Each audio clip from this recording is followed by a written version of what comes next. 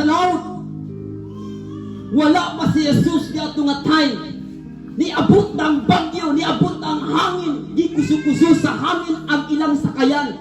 According sa Biblia nga nag-ingon, hapit na sila malunod. Na ay mga panahon, matingala ta, makaingon ta sa itong ginabuhi. Nganong di mamawala ang problema? Nganong di mawala o di mausap kining sitwasyon na? Di pa unara ka sa Ginoo. Apan hinumdumi, di pa unara ka sa Ginoo. I believe di pa unara ta sa Ginoo. Na ay panahon nga makaingon ta mo give up bako mo surrender bako o mo padayon. Tungod sa ato ang huna-huna, wala na si Jesus na musupply, musulba dining tanan. Kaingon ta, mo give up na ko, mo surrender na ko, di na ko mo alagat, di na ko mo padayon, di na ko mo taipang sa simbahan. Kaya itong huna-huna, wala na kasulbaran dining tanan. Usay makaingon ta, mo balik ba ko o mo padayon? Asa ang mas maayo, mo padayon na naa si Jesus o mo balik na wala si Jesus?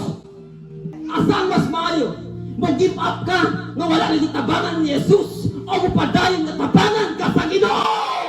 Ayaw di pa unay na sila muapas lagi hapon lang diyan. Sila gitabunan sa mga problema. Hapon ang ilang huna-huna, wa sila mo give up nga mo tan-aw sa likod. Hapon ang ilang huna-huna, mo tan-aw sa unahan. Kaya nga naman nakabalo sila nga naay Dios kami lagroso nga Dios nga mo supply mo apas kanila. O tingali, hallelujah, ang Biblia nagsulti. Iyas nagpakita si Jesus kanila. O gali sa nila nga nakita nila si Jesus. Si Pedro nangutan, kung ikaw ka na, Jesus, palakta ko sa tubig. Wala miingon si Jesus, dili pwede. Hapan gusto ni Peter nga na-experiencehan niya kung unsa kalam ang gahom ni Jesus.